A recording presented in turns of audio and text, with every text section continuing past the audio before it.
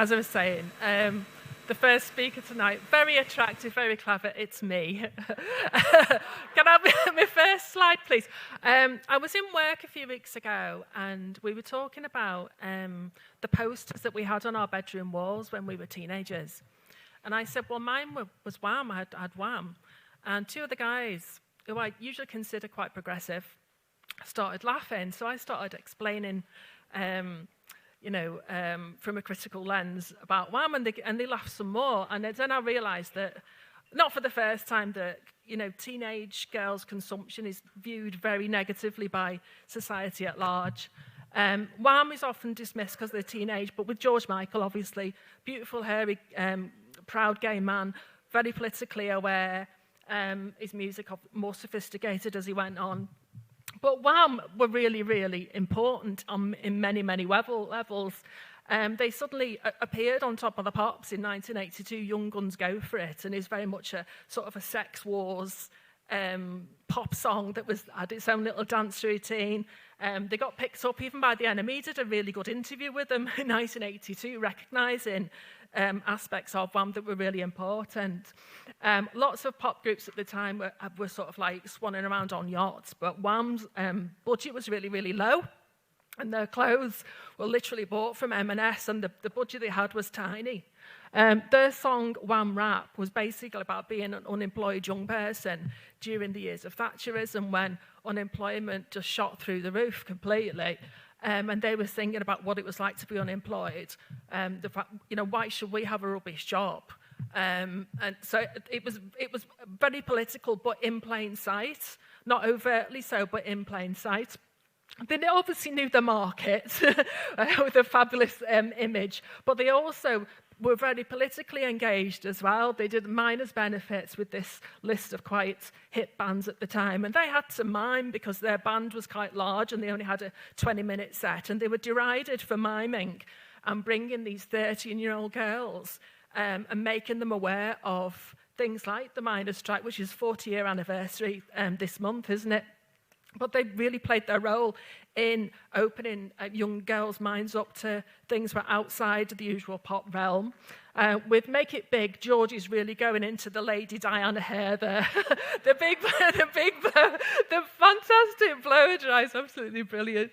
And they really started going massive with Make It Big, hence the name. But the shuttlecocks, I heard a poster on my wall, and they famously put shuttlecocks down the front of their shorts, didn't they? But that's very much a pop music trope, which I always quite enjoyed. And the reason people knew that they put shuttlecocks down their pants is because they told everyone, because it's all part of the humour. Don't take it too seriously. I love the whole sort of number one, say we are number one, we are ambitious. And there's no harm at all in saying we are ambitious. They were derided as...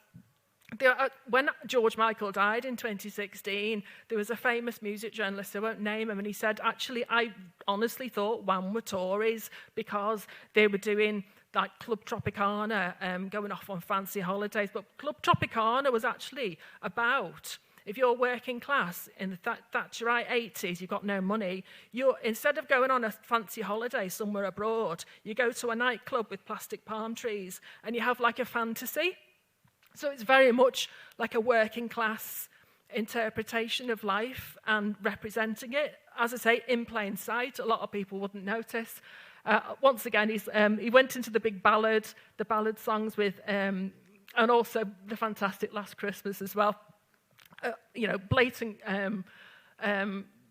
popular, but it's one of the only pop songs that I actually like, that a Christmas pop song that I actually like, but it's absolutely fantastic. A Whamageddon. Now, what did Andrew actually do in Wham? Nothing apart from being a moral, a sort of a pal, I suppose. But that's another thing, isn't it? The song "Waking Up Before You Go Go," which they released from that second album, that was very much two working class lads going out on a night out. It's a tale of friendship. Wham were the first Western pop group to tour in China. And I love looking at the photos of the fans in China who obviously weren't used to expressing themselves or had nothing, didn't really have much connection with Western pop music, and they were basically doing some things outside their social norms that upset the authorities, which is quite mad in a way, but it's a beautiful thing. So I think what I'm trying to say is that with teen bands marketed towards girls, they're a lot more valuable than people assume. Thanks. Thank you. Nice.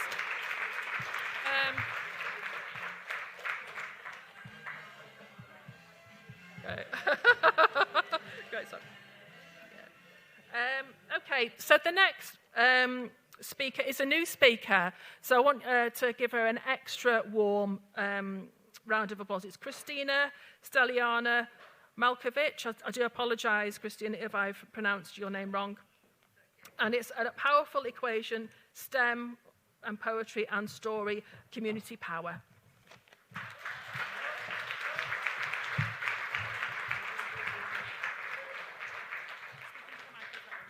Hello, everyone. Nice to see you in this evening. Happy anniversary, Ignite. I will start because I have only 5 minutes, so I will talk about STEM, poetry, and stories, and the power of the community. Why? Because we are happy and sad in many occasions, and for many people, equations are having different, parameters. But why STEM? Well, STEM because I'm an engineer and I'm passionate about maritime. I am a doctor in nautical science and engineering, but actually I was passionate about maritime since I was a child. This passion was supported by the community. Okay, so I'm born in Romania, probably my accent is evident. Well, I'm speaking 5 different languages also. But look, STEM, community. Well, I was steering that steamboat for 15 minutes, and there were many men, and probably they didn't know that a woman is steering a boat. Anyway, this is again me. Involved in some international projects around the world. And again, STEM, focus on STEM, because knowledge empowers you. Knowledge empowers community.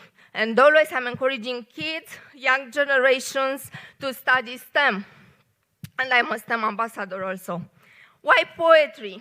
Well, poetry means power, not poems. Poems, I was just reading, that represents a syndrome, a medical syndrome, so not poems, poetry, yeah? Okay, so poetry means change, and poetry means change if you have knowledge, and if you are giving that knowledge to the community, and you are empowering community and inspiring community. So I'm also a poet, and always I'm telling, be hope, be light, be you. In all workshops or events around the world. I'm writing in 3 different languages. I'm writing poetry for a more sustainable world, for a more sustainable community, because we have 17 sustainable development goals, like climate change, for example, and I have few lyrics here that it's a shame I don't have now the window to read it, but it's all about a green planet with green trees and clean seas for our future generations and for the community. The power of community is staying in us. Now, what represents writing for community?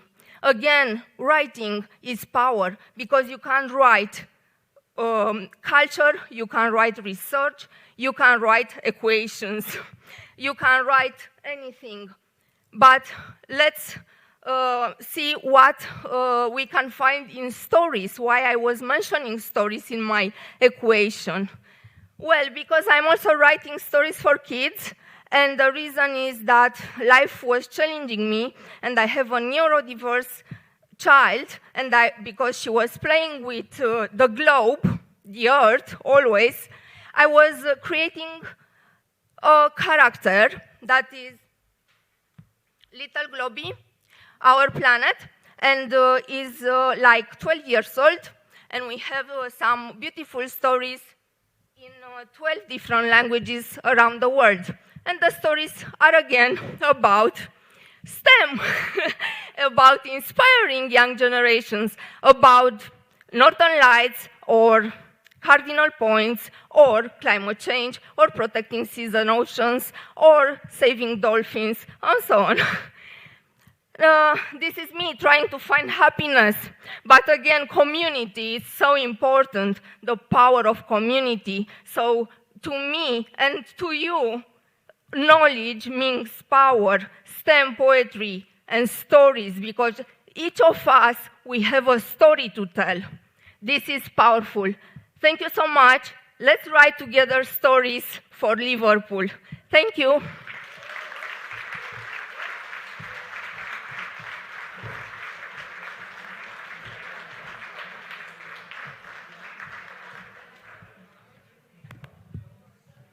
Thank you very, very much, Christina. Okay, so we've mentioned already that it's the 50th edition of...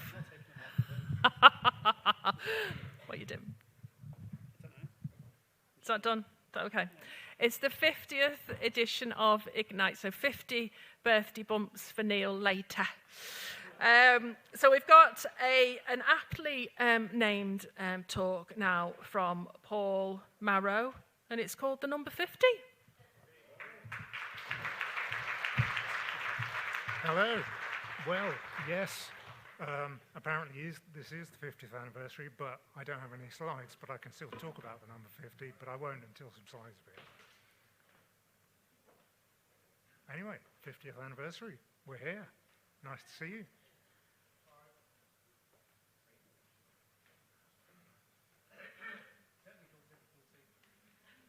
That's my first slide gone already. I must be on to my second one now.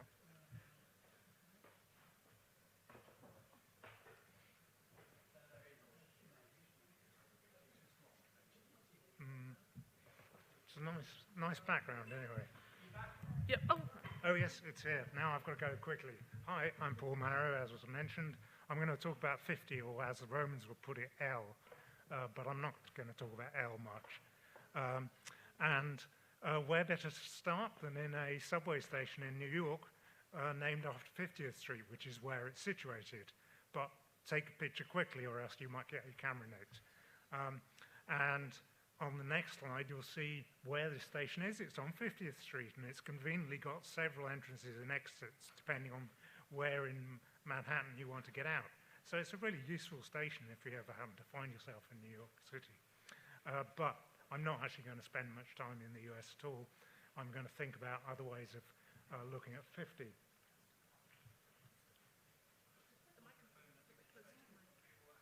A little closer to the mic. Yes, that's a nice exit.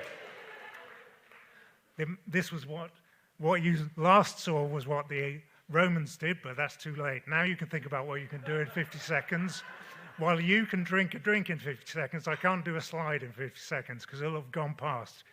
But keep on drinking your drinks.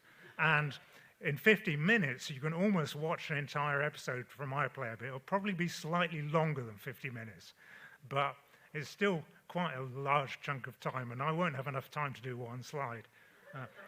So we can think about, what about in 50 hours? Well, look, if you've got a nice contract that says how many hours you have in your week, that's longer than your usual week. And I certainly wouldn't want to be at my desk for 50 hours in a week.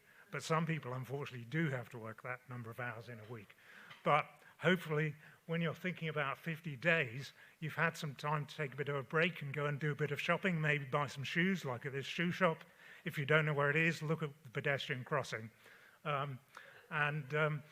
If you may not want to buy shoes, of course, hopefully in 50 weeks, I mean, you're coming up to a year, it's time for a foreign holiday somewhere. I would recommend this location. Maybe you've been there, maybe you haven't, but of course there's many other places that you may want to go to as well. I'm going to think about 50 in other ways now, thinking about age, depending on the year that you were born in. life expectancy, this is a sort of estimate of how long you will live, changes. So people who were born in 1950 have different life expectancy than people who were born in the year I was born in. I won't tell you what that is, but I'm now thinking about 50 in different ways. Where was I when I was 50 years old? I was in the hospital I was born in. And where was I when I was 50 days old? I was in this city shown on this slide. I'm not going to ask you where you were, but I may ask you afterwards if we have time. What about when you were 50 weeks old? Well, some good friends of mine were nearly celebrating the first birthday of their child. I'm hiding the privacy of the child in this picture, but you can see the first birthday cake. What about 50 months old? Well, I knew where I was when I was 50 months old because I was just over 4 years old, and I had fun playing on the top of a Land Rover, shown here. I'm a bit over 4 years now. What about when you were 50 years old? Well, I realized some of you were saying, well, I'm nowhere near that yet, but unfortunately, I've been past that age, and I took this photo when I was 50 years old. I'm not going to tell you where it is, but you may be able to guess from some features of the train on it. Getting to these sort of years can be difficult, as these people who I took a photo of were finding, although I was in an easier location. And other things which we thought were finished in less than 50 years, such as the Cold War, which you see here, seem to be coming back to haunt us some years later. And it's a bit of a problem, and I can't really predict what's going to happen. But hopefully it will get solved at some point. But we can. This is why we need to look to the future. And some people can say that in 3 years we can get to Mars. But when that will happen, we don't know. But there is the suggestion that once we get to Mars, we'll live there permanently, and we'll certainly be there for 50 years. And what we know is that if this is the 50th Liverpool Ignite, that even though it's still sort of winter, spring, that we're driving towards the summer. But the end of my talk is nigh, as shown on this banner here. As you can see, I've hidden the date, but the end is definitely nigh. So at this point, I have to say goodbye.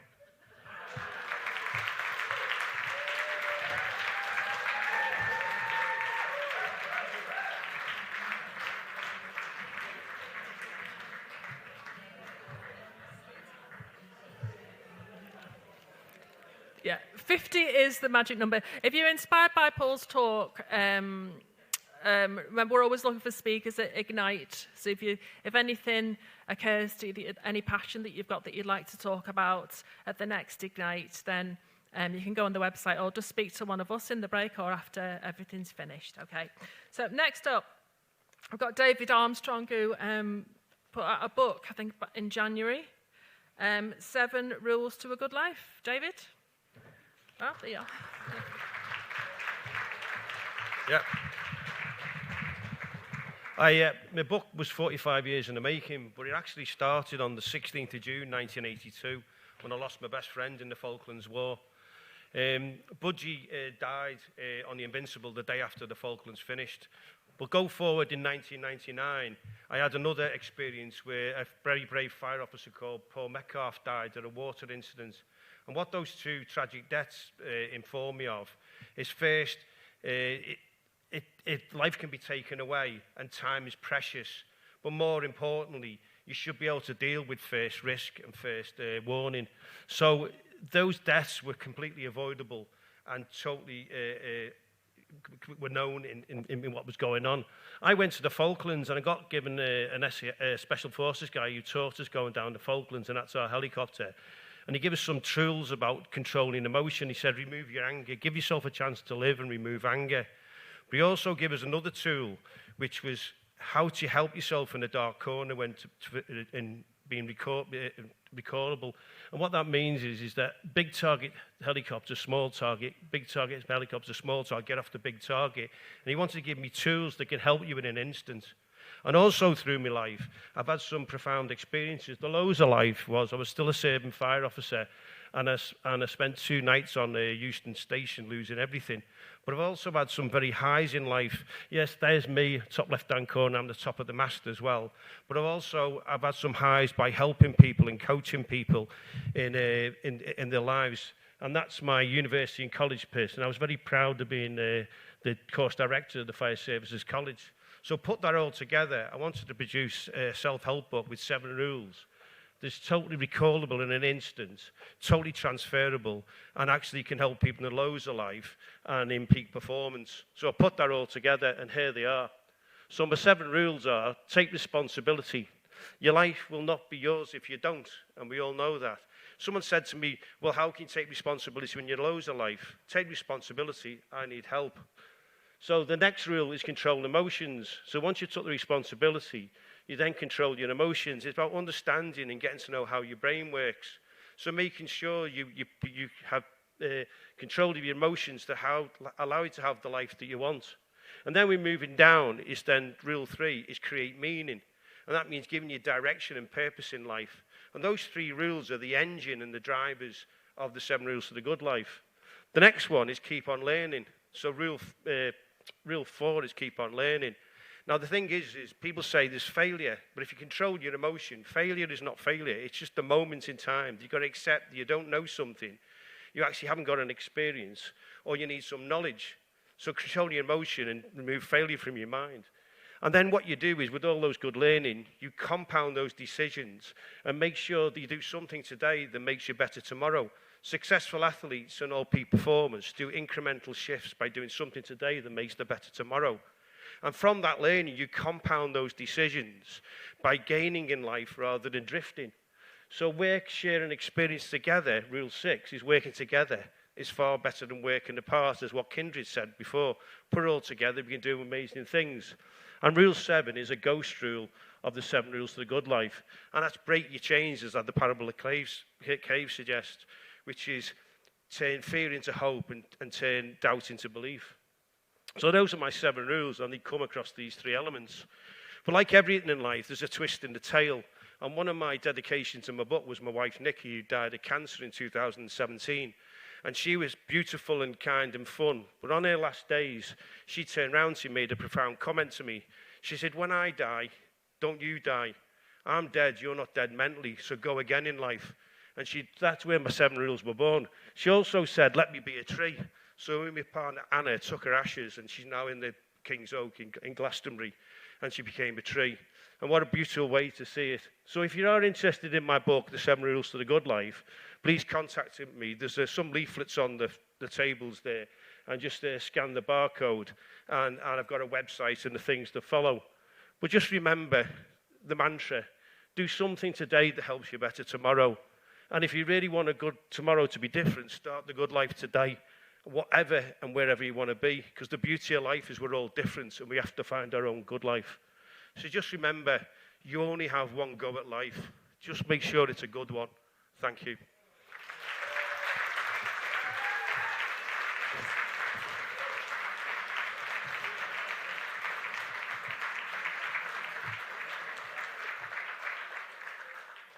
What a lovely positive talk. Thanks very much, David. Next up, we've got Eric Masaba, and he's going to be talking about fairy rotodine. What is it, and why is it making a comeback?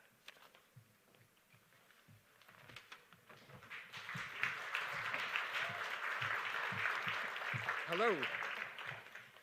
This talk is going to be about how we don't need, nor did we ever need HS2, but we do need to improve transport links, both to and within the region, as well as find us a new economic strategy for the next 25 years.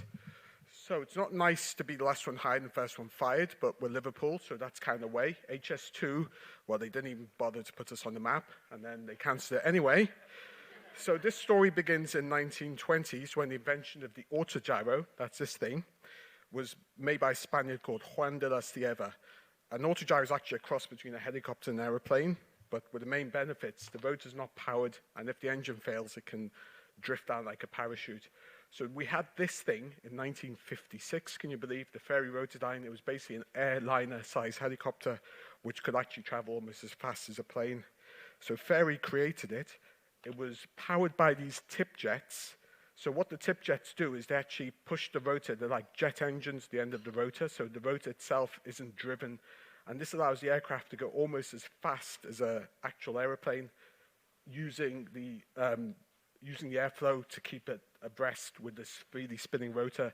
It could carry 50 plus passengers. Here's some nurses in the 1950s who are demonstrating the capacity. The clamshell doors could also handle whole massive things like Land Rovers. It could also carry underslung loads, and it had the world speed record for helicopters at the time. So what did we do? We cancelled it, and we destroyed all the plans, and we said it must never be built. Now let's fast forward 60 years, and Sikorsky and Lockheed and Boeing, they're all making their versions of this. There's the X-2, Eurocopter has a demonstrator. These are contra-rotating aircraft, but they're powered.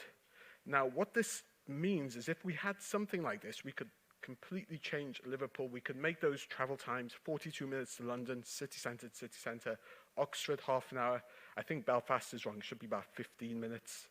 So that is the Ferry Rotodyne. That is something we had, and I don't know what's wrong with the government here and in Britain, but we could have actually made this thing work.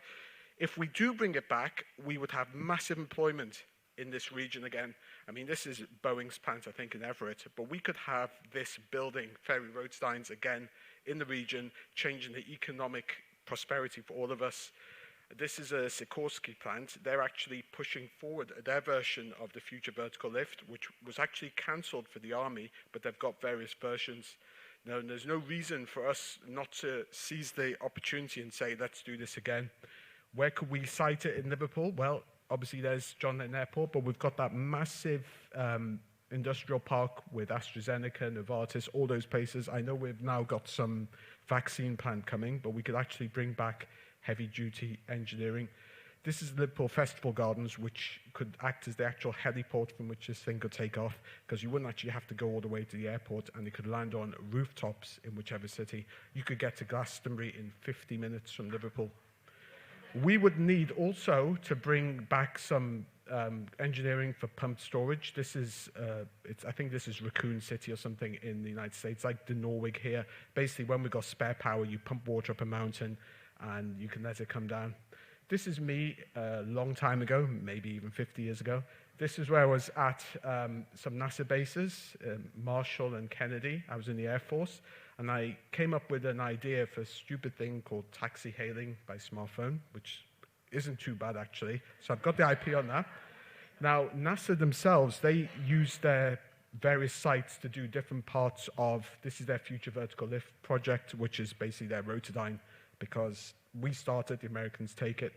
So how would we pay for it? Well, I just got my patent just last year, which this chap actually uses every day. So hopefully we can get the government to ask him for a contribution, and then we'd have all the money we need to make this thing.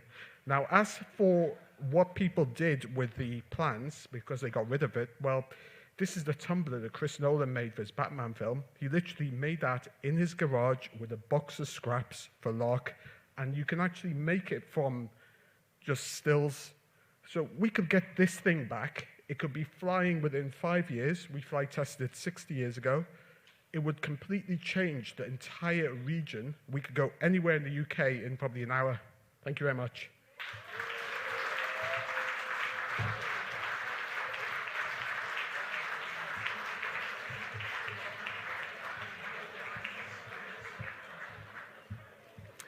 Thank you very much, Eric. Psst, psst, shh. Don't mind laughing, talking. Okay, next up we've got Ed Gommon. So you've declared a climate emergency and written a net zero plan. How's the carbon reduction going?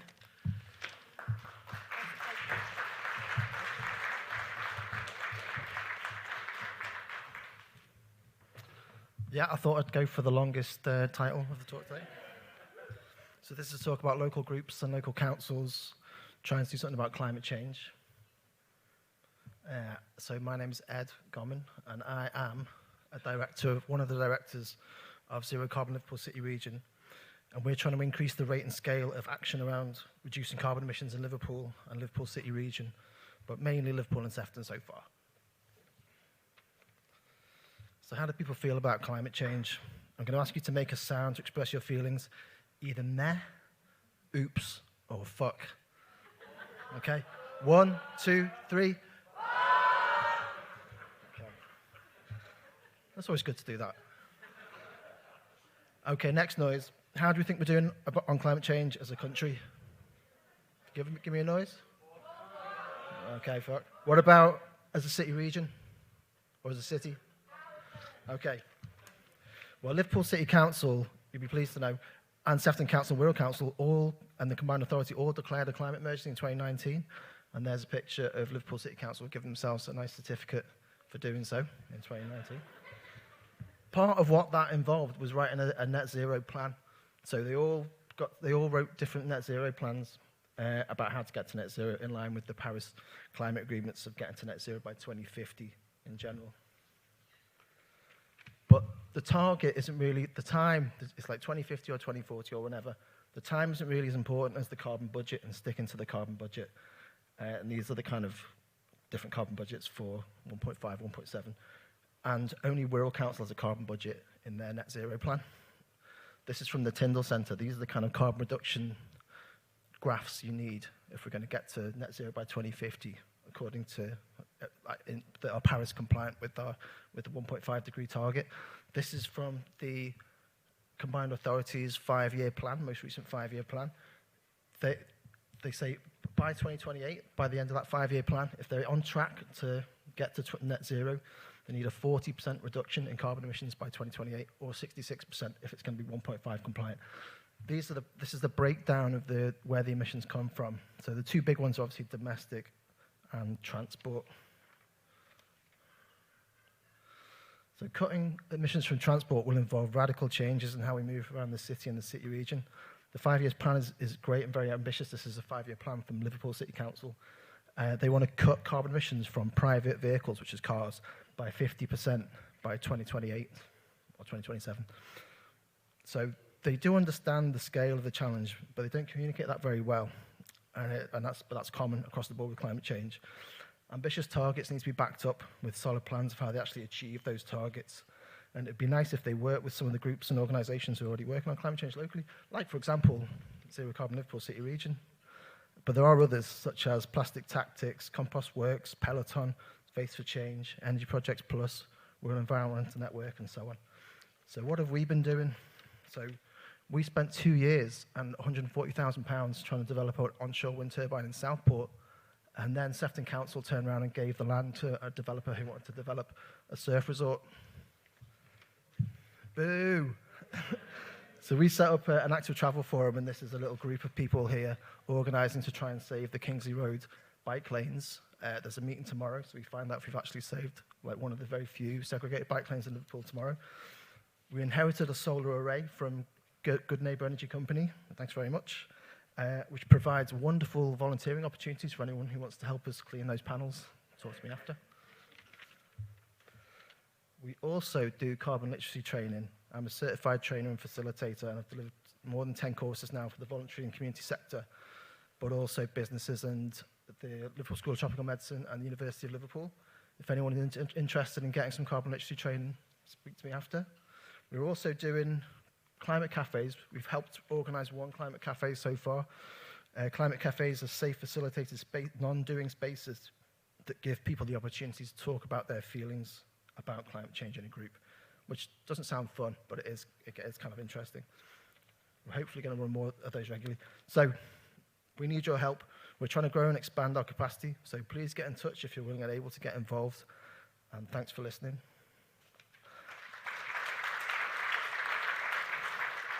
And those are my contact details. And Free Palestine.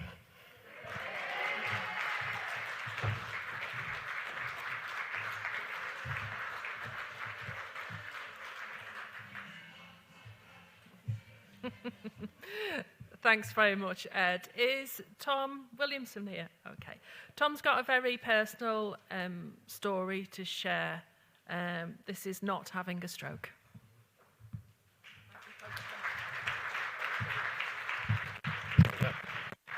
Hello, everyone.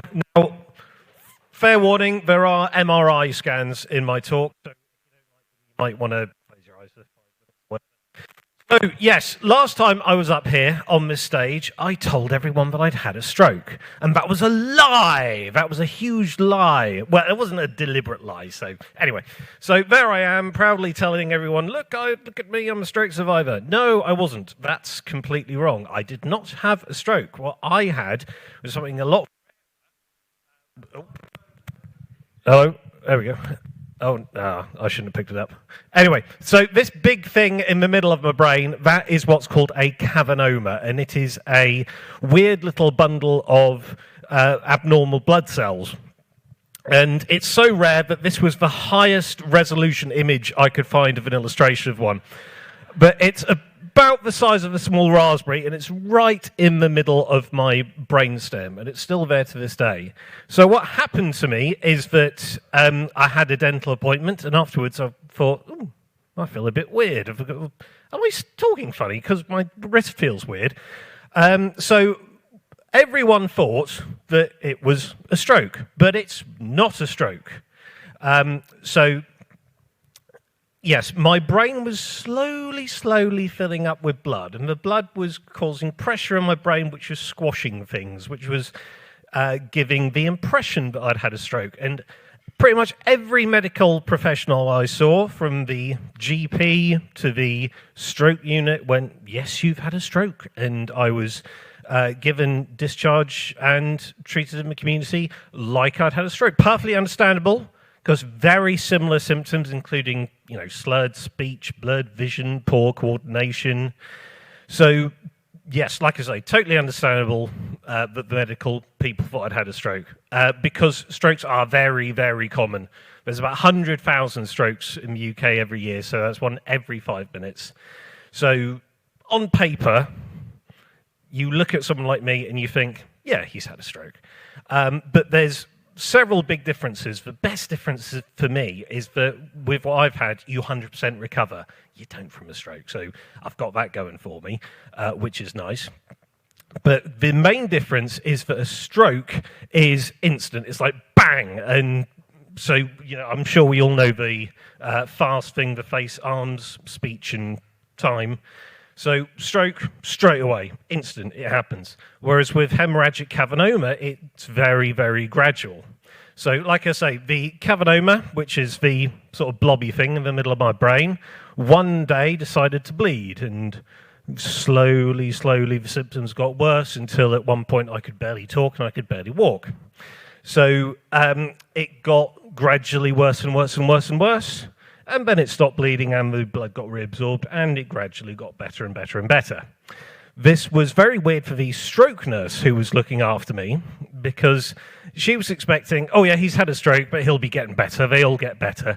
Whereas the third or fourth time she saw me, I was still getting worse. And she was like, what's going on? What's going on? Why is he getting worse? This isn't right. Ah! So, yeah, that was weird. Whereas the cavernoma statistics is 1 in 600 people have an asymptomatic cavernoma, so there's a good chance that someone's got one in this room. But there's only 150 instances of it per year, and you have surgery if the benefits outweigh the risks. I've taken to calling it a hipster stroke because people ask me, hey, what happened to you? And I go, I had hemorrhagic cavernoma. You wouldn't have heard of it.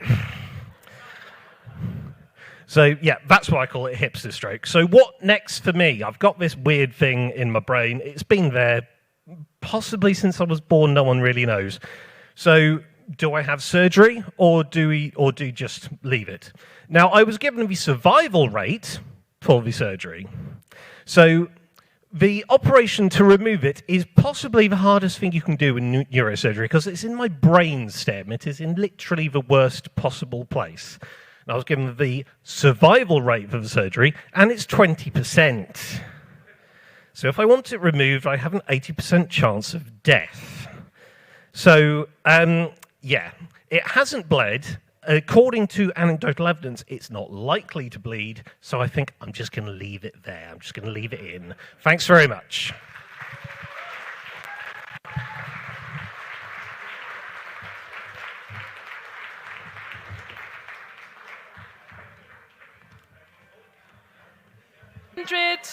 investing in stories of your future. Maybe you should have been on. No. Kindred, investing in stories of your future.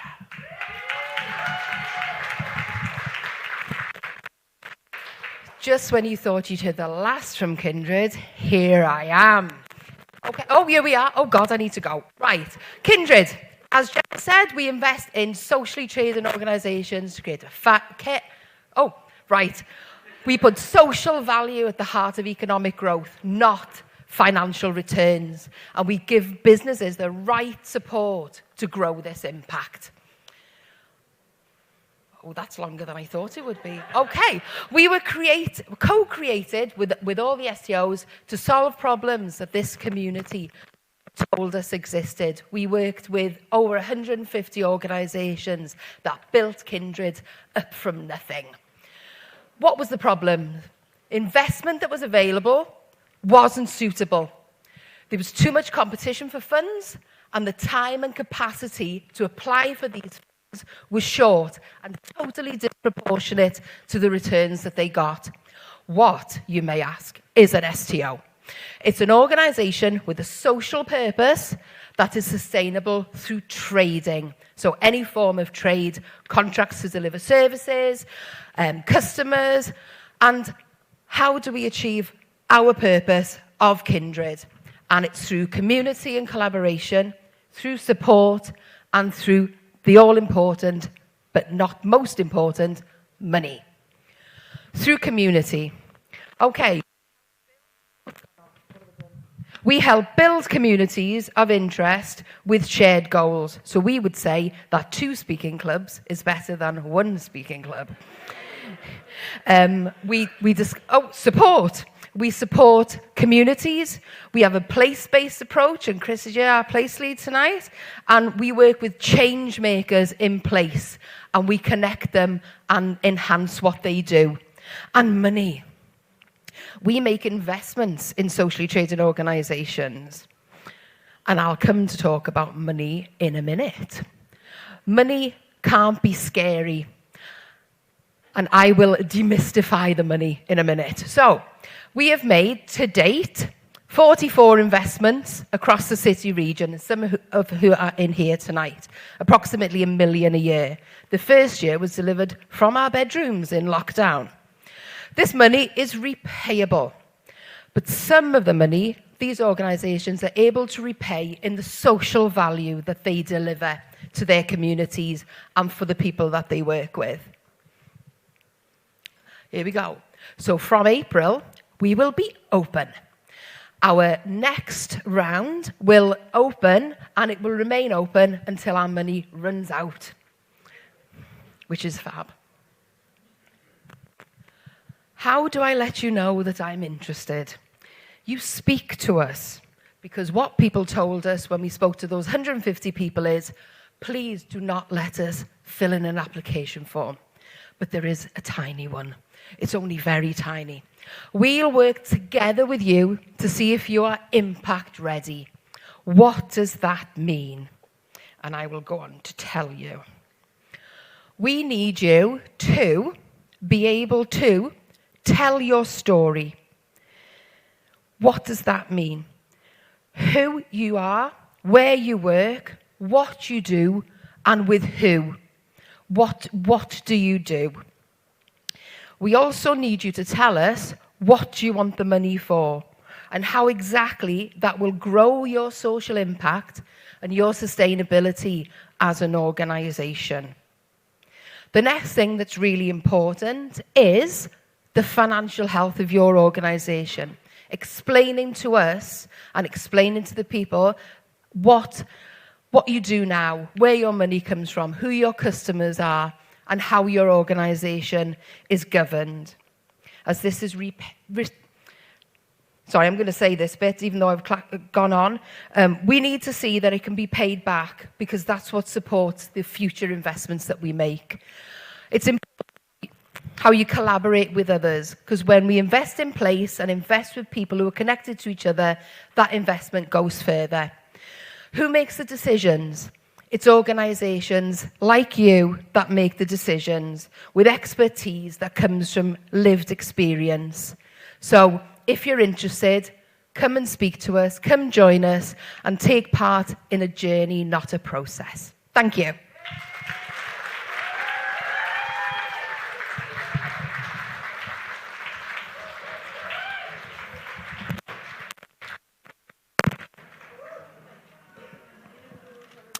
Thank you very much. Did anyone hear me? Is that fine? It's okay. Next up, we've got Emma Bamber. An international welcome from Cafe Laziz. Thank you. Hi. So I'm Emma. I'm from Cafe Laziz, which is a cafe based in St. Helens. But we're not only a cafe, and we're not just a cafe. We are a cafe. I feel like I'm faking. This is me and my friend Claire. We serve a lot of food, and we work with refugees and asylum seekers in St. Helens who cook the food, because we are not chefs. But the food they make is amazing, and the reason they make it is because they tell us, this is Sultana from Syria, and she told us that it's like cooking for her dad when she cooks for us. So it's really, really sensitive and special.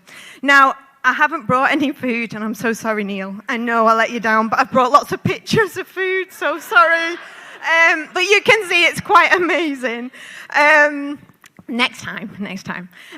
So when we're sharing food in the cafe, we are sharing people's histories, people's cultures, and we're also empowering the people who are sharing their recipes. We're helping them remember where they came from and to share their recipes with the people of St. Helens. As you can see, this is quite an empowering thing for these people who've been through so much. And I can't remember what's next. Let's see what's coming up. There we go. So we also run a cafe, as I mentioned. So we run a cafe once a week on a Thursday in a community centre in St. Helens, which you are very welcome to. I've left some leaflets on your tables for you to see. And we have a market stall. The market stall has been amazing. It's in Rainhill once a month, and it's just been fantastic for meeting people and helping our volunteers to meet people from the community, to speak English, to practice their English. This is Myra. She is amazing. She's our operations manager. We've just given her a title because she's so good. And she says when she makes food for us to share, it's like she's making it for her friends and her family at home. Al-Fadil is from Sudan, and he's just joined us, and he's just arrived in the UK. He stood and did a pitch with me a couple of weeks ago, and we won the money. I mean, how empowering is that? The origins of Cafe Laziz, this is Deb. She is the founder, and she's amazing. It was an Arabic cafe because St. Helens was a settlement town for Syrians. It is no longer a settlement town for just Syrians. We have 17 nationalities represented in Cafe Laziz, which is amazing. And it means that we have an international cuisine that is fantastic. I keep using the word amazing, sorry. As you can see, we've changed the logo from an Arabic-based logo, to the world, which I think it's a great logo. I'm in love with it. And you can see that they all wear different colours. We all wear a different coloured top to show that we are from all corners of the earth. I'm an ESOL teacher. My passion is ESOL. And we teach English as well. So we've developed the cafe idea into teaching English. This is us having a vocabulary lesson on the body. Habiba is a nurse in Pakistan. And it was a bit embarrassing because she knew a lot more words than I did about the human body. And we also do a lot of social events and things because people like to get together. People like to know that other people are in the same boat as they are. And so it's just a really nice, positive environment that we're in. I asked some of our volunteers why they volunteer with us, and that's what we got from it. They told us that it's a sense of community, sense of belonging, friends. It helps them to remember what their life was like. and this is Halima from Somalia.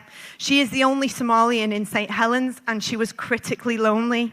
And she came to Cafe Laziz, and now she said she has a family, which is amazing. We want to make St. Helens an international beacon of welcome, Chris. So yeah, that's what our dream is, and that's what we are going for. We need to make a hub for these people to come to feel like they are welcome in St. Helens.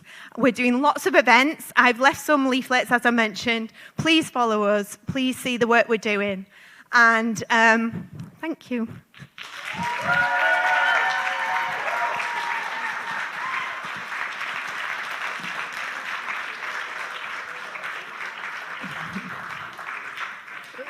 Thank you very much, Emma. And I think amazing, it sounds a very good way of describing your project. Thanks very much. Finn, can you just stand up and show everyone your T-shirt, lad? Can you see it? Can you see that, yeah? Our next speaker is Tris Brown, and his talk is Never Mind the Bollards. Can you see what he's done? So welcome to Tris.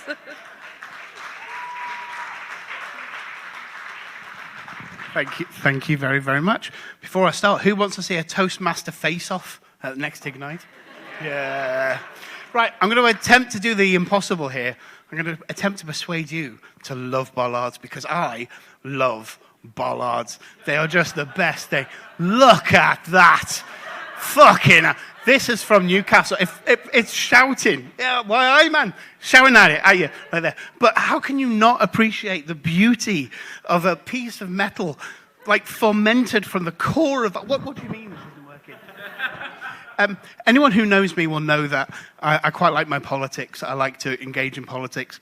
And when I go on holiday, I always like to see what's happening in the politics of wherever we are, which is why I took this photo.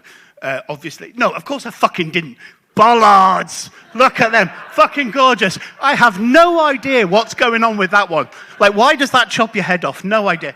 But this is on a street in Greece, and it's a shopping street, and I disappeared. My wife turned around and I'd gone. And she was like, where is he? And it's because I'd seen this street and I wanted to take these photos. Because this is why I love bollards. You've got cars parking, you've got cars driving, you've got pedestrians feeling safe. And look how beautiful it is. Because bollards do this. They achieve the magnificence. This is the Grand Place in Lille. Look how wonderful that European streetscape is. A wonderful, typical kind of Grand Place European thing. But there's actually a main road that goes straight through the middle of it. And the reason why it doesn't impact that sense of place, that sense of welcoming, that sense of how you exist in the space, is because bollards keep the road separate from people. They protect people. But at the same time, people are allowed to go through it. It's permeable. The streetscape almost gives way to people. Cars have to slow down. They have to be mindful of people around it. And that's why I think they are magnificent. That is what they deliver. And again, how typically European is that space? If that was Kensington, there'd be cars parked all the fucking way up it, right? This is Cannes in the south of France. Who can? Bollards can, right? So now we move to Shanghai. Note to self, that says Huangpo Municipal Authority. Don't get a tattoo. But like even in Shanghai, the bollards will talk at you and tell you when you can cross. Amazing. And another reminder of why. 2 slides to remind you why. This is Newcastle the other morning. Only the magnificence of that surrounding, 7 a.m. Newcastle in the morning, is because bollards, street furniture, separates cars and people. It keeps those spaces safe for us and it allows us to create vistas and invest, whether it's with plantings or trees or whatever. They are what allow us to have beauty in our towns and cities. But we might as well acknowledge the controversy that sometimes happens. Look, bollard down, bollard down. Right? And what I love about this, no need to RSVP, simply show up on the day. What do we want? Unsafe streets. When? Well, you don't have to tell us if you're coming. But we've got our own controversy here in Liverpool, right? Do you remember when we fucked up Lark Lane during COVID? Right, Lark Lane, what a load of bollards. Because, as much as I admire the beauty of these plastic dildo-shaped things, And then eventually we tried to get it right, but you've got to admit it still doesn't work. And Lark Lane is a place that is proud of the way it looks. It's proud of the quality of its visual appeal, and we still fucked it up. But there's a lesson to be learned here because, so this is Ivanhoe Road just off the back of Lark Lane. Who here lives on Lark Lane? Okay. But where do the cars go? Unfortunately, they just move to the roads around, and they continue to ruin the experience of everyone. I cannot do this presentation without mentioning the paramilitary wing of Bollards, which is the World Bollard Association here, who have a very kind of, militant view of the importance of Bollard. I mean, they even do merch. That's how popular they are. And they take particular pleasure in posting videos of BMWs being wrecked by Bollards. I don't know. It's particularly BMWs. They're really, really special at that. But we have actually our own. This is the world's most famous Bollard. It's here in Liverpool. It's on Slater Street. And I can't show a video clip. Look at the joy on this face. The absolute pleasure. And they match this video to Josh Groban and lift you up. So the final point here is that Bollards will rise, and when the revolution happens, I know what side of the streetscape and pedestrian-saving permeable fence I'm going to be on.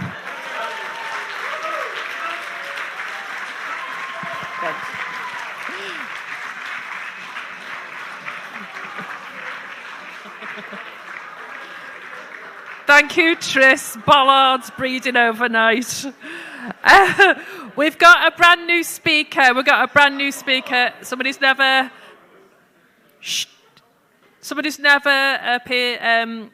spoken at Ignite, so I want you to give her a big warm welcome. It's Francesca Manca, shaping your business around people's needs.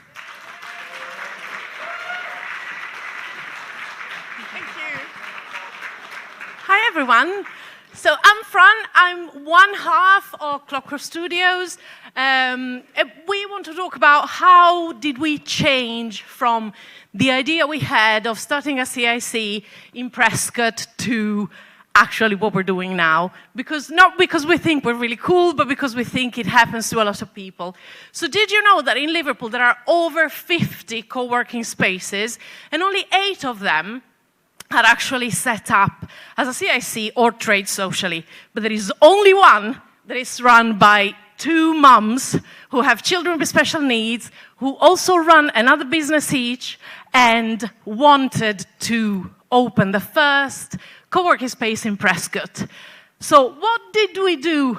We wanted to open Clockwork Studios because we wanted to create something that wasn't there, and we wanted it to be really cool, but also really welcoming. We wanted to create a community-led co-working space offering hot desking, meeting, and event room hire, but also providing inclusive events, accredited learning, workshop, courses, and activities for professionals, families, teenagers. And people just go, what? We had all these ideas because we could see there were things that were missing in Prescott, so we went, we're going to give the professionals what they want. But we weren't really sure of what the professional wanted. So that is us. The one with the flowers is me, with different hair, and this is Kelly, the one with the cocktail. She needs a cocktail because I keep talking like that even when I'm not on a stage, every day. She is an accountant and the founder of the Success Plan. She's a mom of 3. She's really passionate about helping others succeed. She's a gamer and a 90s disco music fan. I am a business and marketing strategist. I specialize in helping neurodiverse entrepreneurs start a business. I'm a Sen mom and I'm a Viking reenactor. And we set up Clockworks because we wanted to be inclusive, welcoming, productive, supportive, and awesome, which means absolutely nothing when you're talking about a business. We wanted to provide a startup and business growth support, networking, and a space to work and study. And we thought this was what Prescott needed, and it wasn't working at all. We spent the first 5 months racking our brains to understand why we weren't as successful as we thought we were going to be. on the first month, with me being a business strategist and Kelly helping people starting their own business. So we lured people in with cake, because it always works. We actually did. We went out with cake and we got people in and we asked them what did they want. And that was really easy because they told us. People wanted to tell us what was missing. What did they want? What did they need to succeed? Or what we could have given them. So then we went and got a bacon butty from the chicken shop. If you've never been to Prescott, this is something you have to try. The chicken shop is absolutely amazing. We thought and thought and thought, and then Clockwork in the Community was born, because we couldn't just give people one thing, and people were asking us for so many different things, and we decided to make them all happy. Clockwork in the Community is a volunteer-led community hub. We still have the co-working space. We still have the community, like the offices for hire, but we use the space to run what the community wants. These are only some of the things we've done in 2023 and 2024. So we turned the space into a space to do Halloween, family-friendly events, or Positive Motions, which is a course for teenagers who want to learn how to stream, but also taking care of their mental health. And very, very soon, Clockwork in the Community Cafe will be born, where we will welcome people who want to work, but also people who want to knit, or people who want just a space to stay warm. If you want to know more, if you want a chat on how, or just think about ideas that you have in mind and want to turn into a business, come around. Coffee is free, cake is free. These are our contacts. We are on every social media except TikTok, but not for long. And thank you very much, and we'll see you soon in Clockwork.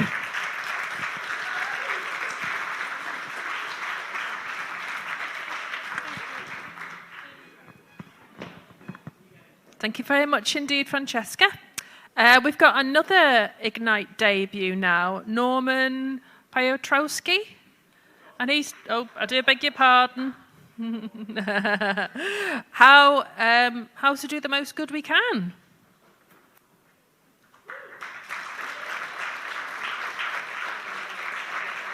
There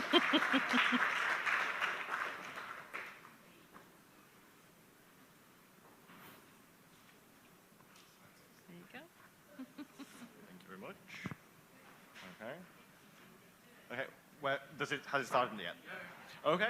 Hi, my name is Norman, and I tend to ask myself the question, how can I do the most good I can, including with this speech?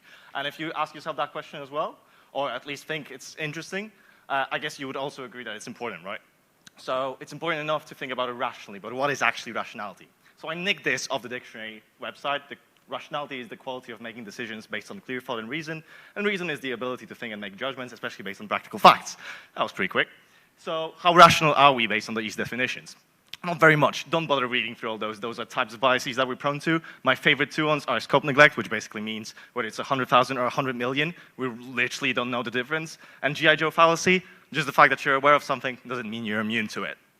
So, what's a practical example of biases? So, when addressing HIV or AIDS, there are 5 most common ways. What is the most effective approach, biases aside, right? So let's look at the data, because I'm a data science student. So you'll see a chart now. And basically, years of life saved per $1,000, if you were measured it that way, surgical treatment is the least effective, whereas education for high-risk groups, by far the most, even compared to condom distribution, right? So, that's a cause area. That's a practical example. What about people? You might think that a doctor is impactful, right? If you had a town or a city of 100,000 people, it turns out that basically their impact kind of tops is optimal at 100 doctors per that city. With each one, each doctor more, their impact is basically close to none. What about more impactful doctors? Dr. David Nallin devised oral rehydration treatment and basically treated cholera and saved millions of lives. So he's probably impactful, right? What about another one? Dr. Karl Landstein, I probably butchered it, but in the 1900s, he helped distinguish the main blood groups and basically allowed for safe blood transfusion. So he's probably impactful as well, right? Probably saved some lives at least. But then there's this random Soviet guy, right? He was a lieutenant who basically detected, his systems kind of detected a nuclear missile launch from the US, and the system said to kind of respond, and he refused in 1984. And as you can see, there is no comparison whatsoever how many lives he saved. Not a chance, right? But basically, he saved about 1 billion. So there's, global health, nuclear war, important issues, right? And there's plenty more. So easy to get overwhelmed. There's global poverty, there's climate change, there is food security, pandemics, all those issues, and so many more. And it's so easy to get overwhelmed. And, as you may remember, the G.I. Joe fallacy, just because we're aware of something, we're not immune to it. If you think AI is scary, in 2020, there was about 40,000 researchers making AI more capable. And I don't know if you heard about Sora or Claude 3 recently. They're better than ChatGPT. And around 300 researchers making it safer. So that's pretty scary, right? But because we're aware of it, I would make the claim that we're in the best position to do good in history. And everyone can make an impact, including yourself, or most importantly, yourself and myself. So how do we actually go about doing that, besides giving speeches? Basically, we have a household income of around £50,000, so 2 adults and 1 child. If you have an average income with A-levels, you are in the richest 8.7% of the global population, and your income is 6.6 times higher than the global median. If you were to donate 10% of that income post-tax, so $5,000 in donations, you're still in the top 10% of the richest people, and your income is still 6 times the global median. So you're not doing too bad, right? And what do you do actually with that money? What do you achieve? Basically, you save yearly over 1 life, statistically speaking, 1.2 healthy lives. And you can actually put in your own numbers on a website called Giving What We Can, How Rich Am I? And kind of play around with it. So money is one resource, but actually I'd make the claim that time is possibly your biggest resource. 80,000 hours is the amount of time that you spend in your job if you work a 9 to 5 after graduating until you retire. And potentially, that is the most important resource that you have, as I said. And that way of thinking is known as effective altruism. As you can see by the t-shirt, there is a global community behind it, a network of professionals, events, conferences, books, but there are also local communities. And pull out your phone app, or like QR scanner. And I came here kind of to talk to you about effective altruism Liverpool. So basically, if you scan it, what you're going to see is our WhatsApp group. You can join it. There's a freshly created professionals group. And also, you can get a free book, as well as a few other links with our events. I do appreciate that you're probably not going to get the chance to scan the QR code, but we have a lovely group over there. And I'm pointing at Richie right now. He'll probably kind of lift his hand. So feel free to chat to us, and let's do the most good we can. And thank you for your time.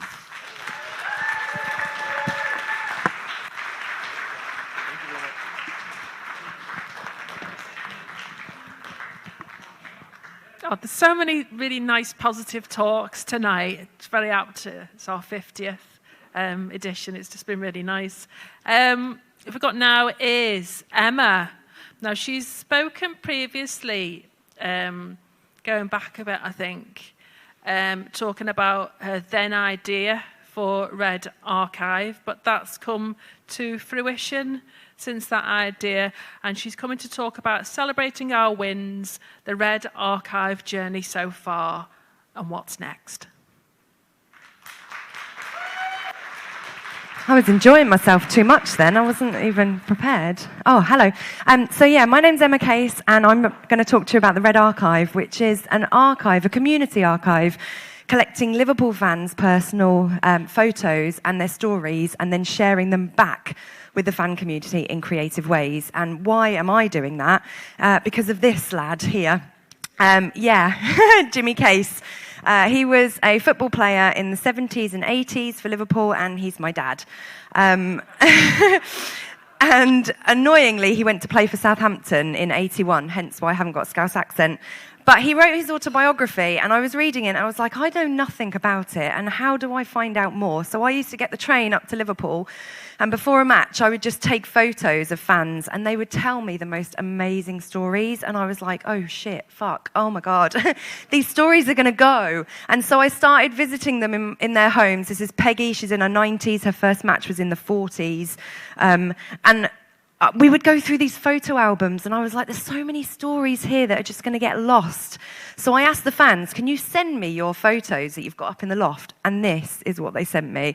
Literally, I was blown away. There was like European matches, there was first kits. This archive just grew, and I was like, what am I going to do with it? So I took it to residential homes and with groups with people living with dementia, and we would share stories and sing You'll Never Walk Alone. And then Madrid came, the Champions League final. I couldn't go, and I was like, I really want someone to document it. Can people take disposable cameras with them and shoot their version?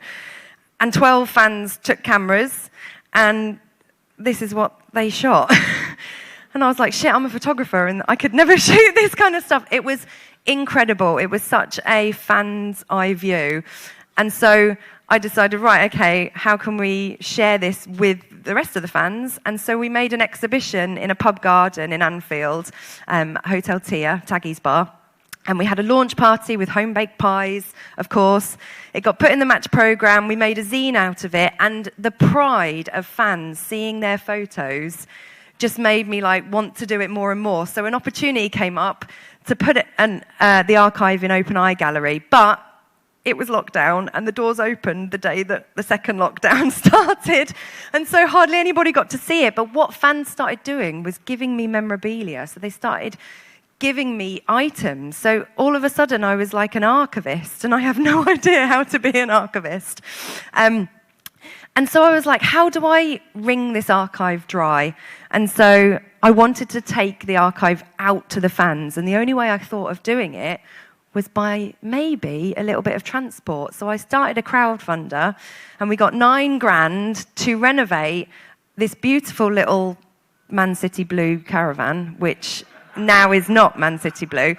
It's red. LFC TV came and documented the whole story, which was amazing, but I hate myself on any kind of video, so not so amazing. And then we went for some Heritage Lottery funding, which is the worst thing I hate doing funding applications, so thank you, Kindred, for not having those. And we took this little caravan on tour, and we took it to the life rooms, we took it to the Deaf Centre, we took it to HMP Walton, we went into the prison, and we just talked to fans and did tote bag painting workshops and sang You'll Never Walk Alone and looked at memories. And honestly, it was the most incredible experience of my entire life. I cried every single day. Somebody turned up with a cello and did a whole rendition of You'll Never Walk Alone. I mean, there was Evertonians in the room, they cried.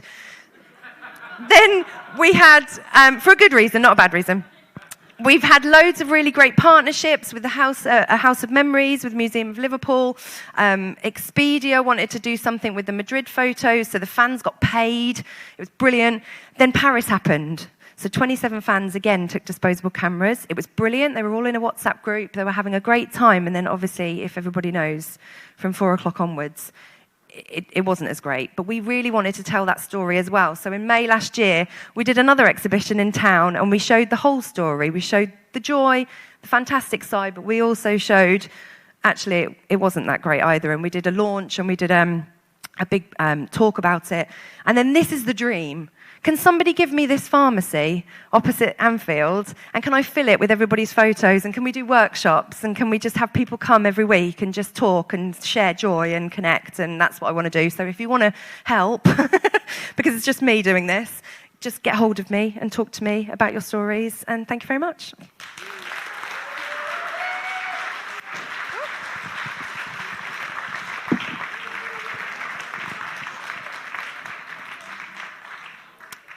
And Emma was our final speaker tonight. Round of applause for all of our speakers, please.